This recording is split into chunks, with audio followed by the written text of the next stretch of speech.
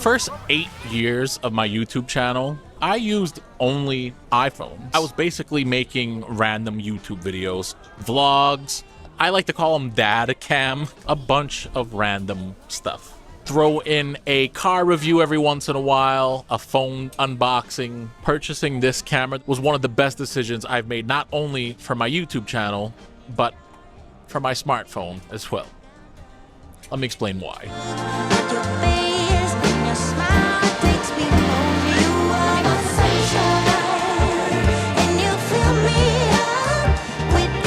You see, the first thing that people usually think about is just better image quality. While there's no denying that a full frame sensor beats any iPhone sensor that's out right now, having better quality is not the total picture. No pun intended. I wanna give my love to you, or night after night, don't let me go.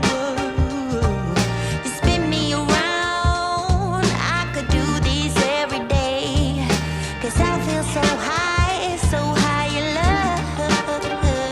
But it's cold when it's dark, when I feel like I'm done. So if you couldn't see a difference between camera A and camera B, it takes a very trained eye to notice differences. Not that I have one, but as I've been using cameras, I started to notice some things here and there, like how iPhone constantly brightens up dark parts of an image just to try to get everything evenly lit, how faces don't really have shadows. There's just small little details that you notice once you start using a real camera. This isn't a exact apples to apples test because I'm using the iPhone Air with the default camera app, 4K 30. That's it, nothing else being done to the footage. With my camera, I'm using it in S-Log 3. This is what the footage really looks like coming out of the camera. Then you apply a conversion LUT, and then you apply your color grading. Now for me personally, the whole reason I bought my Sony camera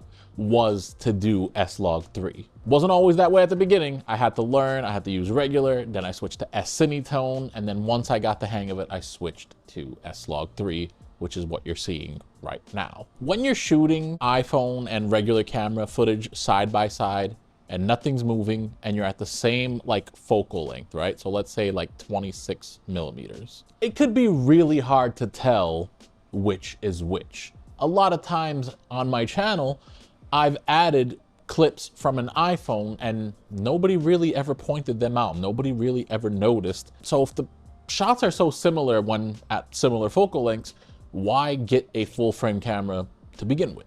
That's a great question. One reason is because I'm just an idiot who gave a lot of money on camera equipment for a YouTube channel that wasn't making any money at the time when I purchased the camera. And number two, because of the rear and front facing camera differences. So this to me is where the difference matters.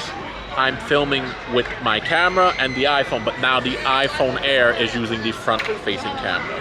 If you ask anyone, they'll say that the newest iPhone 17 series has some of the best front-facing cameras in any smartphone. You be the judge on if that's enough here. Where the picture of the iPhone kind of has everything in focus, there's not really a blurry background of me. On my camera, you clearly see a blurry background. So it depends on what you're interested in. The fact that my Sony camera has a screen that could flip to the front unlocks the highest quality possible for me. Letting my phone be a phone instead of a camera is such a huge underrated benefit. Doesn't happen now, but back in the day, whenever I was recording video and would get a phone call, the recording would stop. And a lot of time I was using the back camera on the phone, so I couldn't see that the recording stopped, especially if the ringer was off. I would think I was recording, I would go check after I'm done, nothing would be saved, it would just say missed call.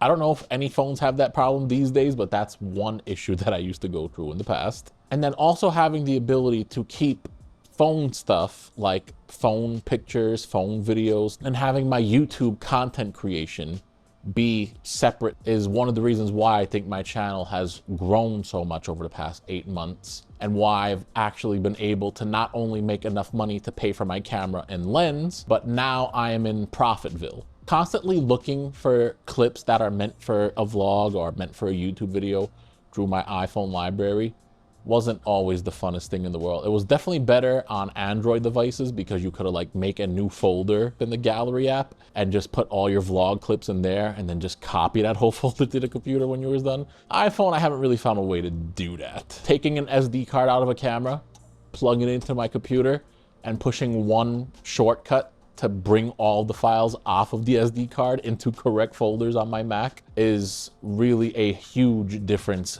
in comparison to constantly airdropping stuff or looking for a cable, connecting it to my computer. Having my phone be my communication device and having my camera be my content creation device, especially because of the better quality, just improved everything when it comes to what I like to do.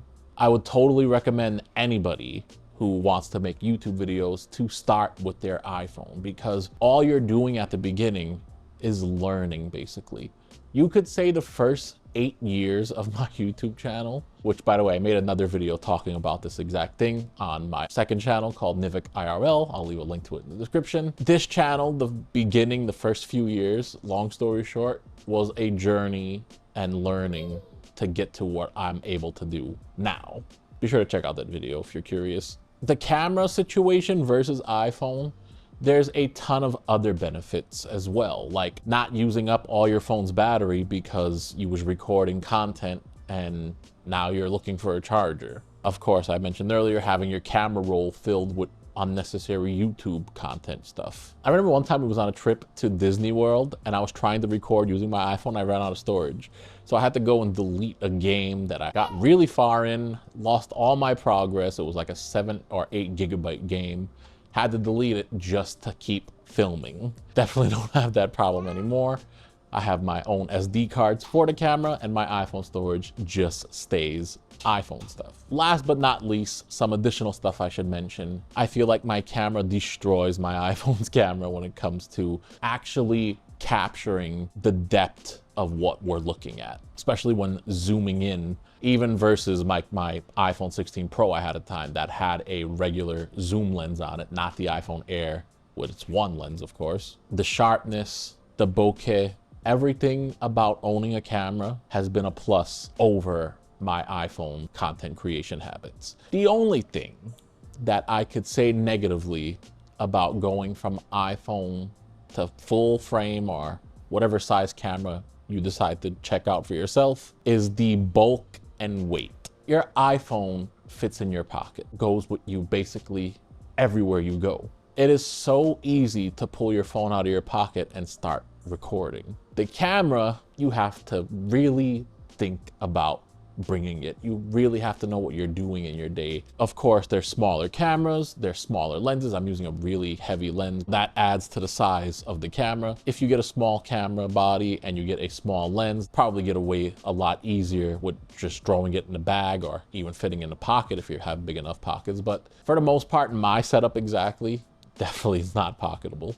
That is the only downfall with owning a camera. Everything else is positive and it's a really fun experience once you actually learn it. Learning it is a whole other story. I could make a 5-hour video or course teaching what I've learned, and I'm still not even really all that good, if I'm being honest. iPhone is great. I've done videos with my iPhone that's gotten 10, 20, 30, 40, 50,000 views. No problem. A lot of the time, it's not even about the quality of the image, it's the story and the sound. The iPhone captures good enough video that a lot of people wouldn't mind watching it. If you have a good enough video, if you have a good enough story, if you're interesting enough, you could really use any camera. But that being said, if you want to upgrade your kit and you want something better and you want to separate your life from content creation, that way they don't get mixed up with each other, definitely recommend getting yourself a camera.